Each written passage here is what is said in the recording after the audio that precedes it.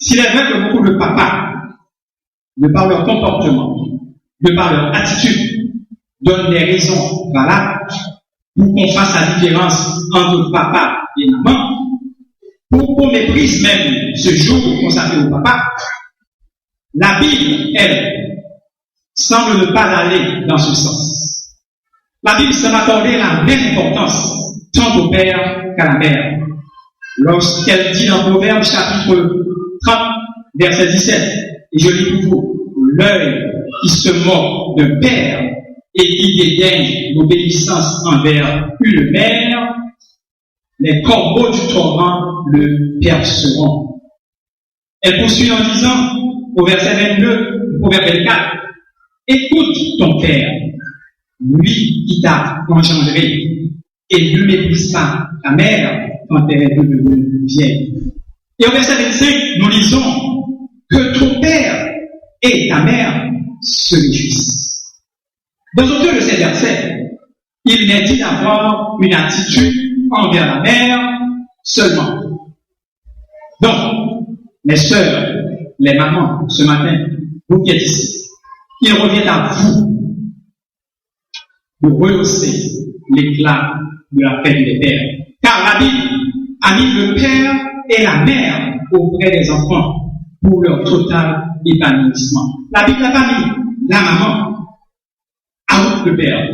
La Bible n'a pas mis le papa out la maman. La Bible a mis le père et la mère pour l'épanouissement total, complet des enfants. Paul, dans le texte que nous avons lu tantôt, déclare au verset 11, j'ai été pour chacun de vous ce qu'un père est pour ses enfants. Il va sans dire que, si Paul le dit, c'est que le père a sa place, a toute son importance dans la famille. Alors, qu'est-ce qu'un père doit être pour ses enfants? D'abord, le père doit être pour ses enfants un enseignant. Le rôle de tout enseignant, mes frères et mes sœurs, est de former. Donc, le père de famille a pour responsabilité d'enseigner, de former son enfant. Vu sous l'angle du père de famille, cette responsabilité est un tout. Elle est spirituelle, intellectuelle et émotionnelle. En Deutéronome, chapitre 28, versets 18 à 21, Dieu donne au père la responsabilité d'enseigner, d'instruire, de former les enfants en suivant la parole. Et cette responsabilité, elle ne peut être laissée à certaines institutions religieuses telles que l'Église ou l'école du dimanche. Nous avons tendance, surtout en Haïti, à penser ou à vouloir que l'école du dimanche et l'Église fassent votre boulot à votre place. Non. En tant que père, en tant que papa, nous devons instruire nos enfants dans la parole de Dieu chez nous. Et ce n'est pas seulement au culte de famille que nous devons faire preuve d'enseignants. Pour être valable et efficace, l'éducation doit se faire partout. La Bible dit, dans le Deutéronome 28, tu les enseigneras à tes enfants quand tu seras dans ta maison, quand tu seras en voyage, quand tu te coucheras et quand tu te lèveras. En un mot, c'est dans toute occasion que nous, papa, nous, pères de famille, nous devons enseigner à nos enfants. Et comme le Seigneur, le Père est un modèle pour sa famille, pour ses enfants. Les enfants suivent toujours l'exemple de leur papa. Et vous savez, la meilleure façon de les enseigner, mes frères et mes sœurs, et surtout papa, c'est de leur donner le bon exemple.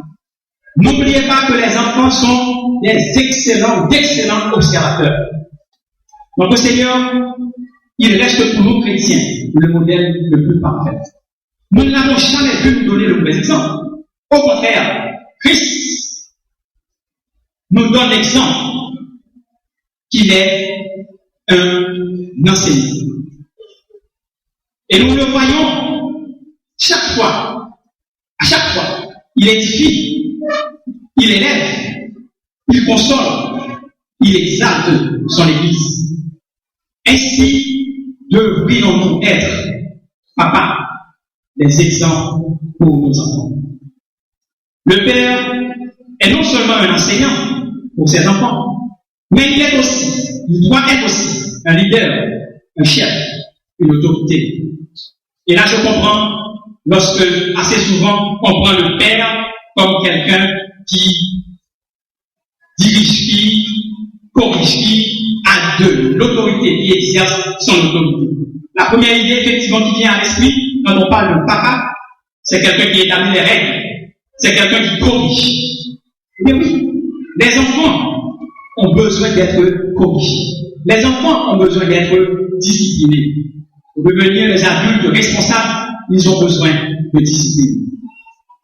Certaines fois, dommage, certains papas croient que la discipline, l'autorité suppose traitement sévère, suppose des menaces, suppose des propos blessants. Or, dans la Bible, la discipline parentale n'est pas associée à la dureté. Au contraire, elle est associée à l'amour, à l'exemple de Dieu, selon Hébreux chapitre 12. Le père, en tant que patriarche de son foyer, a la grande responsabilité de jouer son rôle de dirigeant vis-à-vis de ses enfants.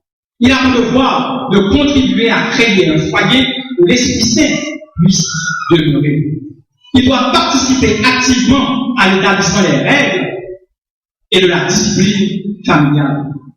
Et ces règles doivent être établies sur le Seigneur. Au psaume 127, nous lisons « Si l'Éternel ne bâtit la maison ». Cela veut dire que le père de famille, il doit savoir que le foyer doit se reposer sur l'Éternel. Sinon, ce sera comme un château de cartes. Et n'importe quoi, n'importe quel vent peut le détruire. Papa, vous devez marquer le cœur de vos enfants quand ils sont petits.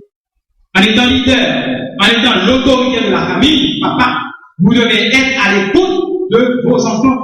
Nous devons les encourager dans ce qu'ils font. Avez-vous déjà vu un enseignant décourager son élève? Jamais. Le bon prof, même quand l'élève est un crétin, l'encourage et l'aide. Alors vous, père qui êtes ici ce matin, êtes-vous un père qui exhorte? Ou sommes-nous un père, des pères qui exhortent? Sommes-nous des pères qui encouragent? Très souvent, nous, papa, nous pensons en tant que leader, nous ne devons pas nous montrer affectueux envers nos enfants. C'est une très mauvaise pensée. Et à ce sujet, j'aimerais partager avec vous l'histoire d'un petit garçon. Ce petit garçon, il est resté au seuil de sa maison, la maison paternelle, très tard, un enfant de 8 ans. Il attendait son papa qui rentrait de son travail. Et quand il l'a vu venir, il a accouru pour sauter sur les épaules de son papa. Il a laissé sur le père se déshabiller, prendre sa douche, prendre sa nourriture, et il a appelé son papa pour lui dire « Papa, combien gagnes-tu par jour ?» Le papa n'a pas voulu répondre.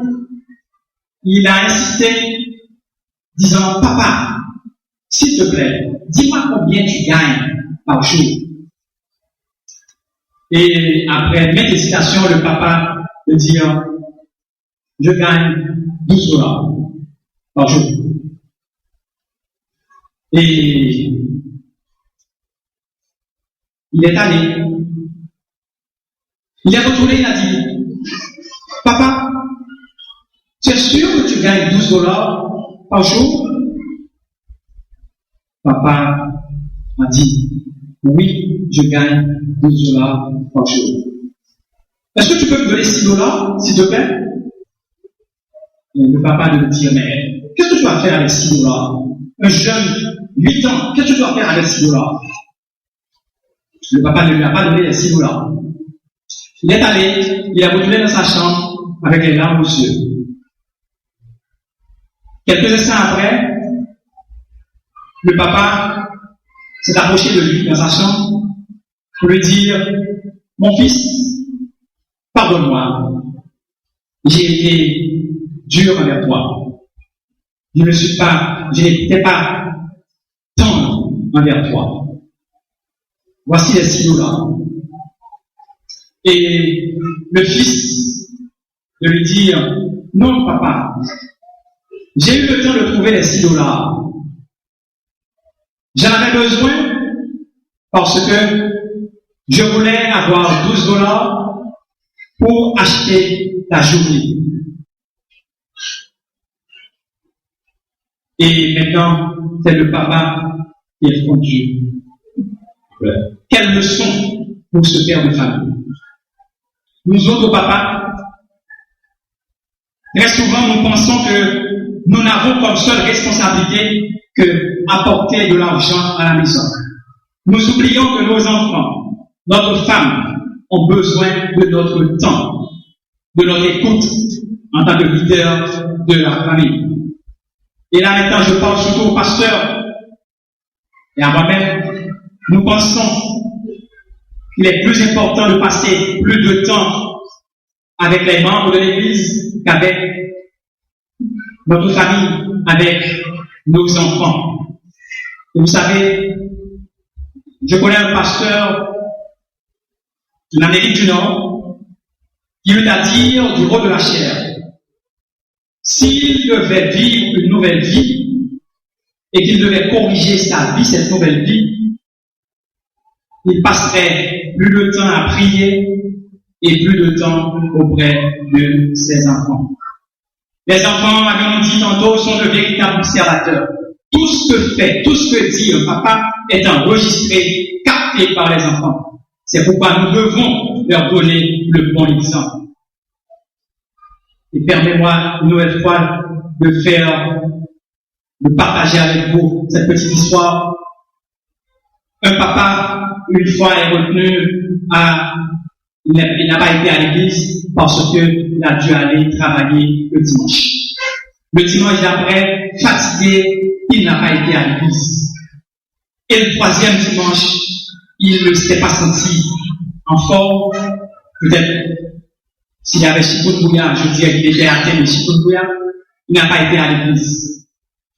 Et son fils de 5 ans, le lundi, après le troisième dimanche, lui dit, papi, tout triste, mais qu'est-ce qui s'est passé? On va avoir un mois depuis qu'on n'a pas été à l'église. Donc vous voyez, les enfants, ils sont là, ils suivent, ils observent, ils connaissent notre force en tant que papa, en tant que maman, ils connaissent aussi notre faiblesse. Mes frères et mes sœurs, vous ne réalisez pas l'influence que peut avoir le père dans la vie de son enfant. Le père, il est non seulement un enseignant, non seulement une autorité, mais le père, il est un protecteur. Dans l'Antiquité, grâce à sa force physique, le père protégeait ses enfants, protégeait sa famille contre les agressions extérieures. L'homme du 21e siècle sera de plus en plus appelé à assurer, en plus, une sécurité émotive, non seulement pour ses enfants, mais aussi pour sa femme. Et c'est d'ailleurs l'une des responsabilités, l'une des principales demandes de la femme moderne, la sécurité, la protection. Papa, les enfants ont besoin d'être protégés, protégés des mauvaises influences, protégés des mauvaises fréquentations susceptibles de nuire à leur épanouissement. Vous ne pouvez pas être l'autorité de votre famille si vous ne protégez pas vos enfants. Tout comme le Père Céleste vous protège, vous avez pour devoir, vous avez pour responsabilité, père de famille, de protéger vos enfants. Et les enfants doivent sentir cette protection.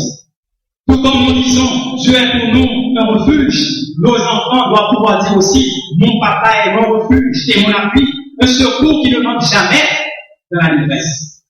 Le père de famille, dans son rôle de protecteur, doit prendre soin de sa famille. C'est d'ailleurs l'une des raisons qui me porte toujours à conseiller aux jeunes hommes qui ont l'intention de prendre une femme, de se préparer professionnellement.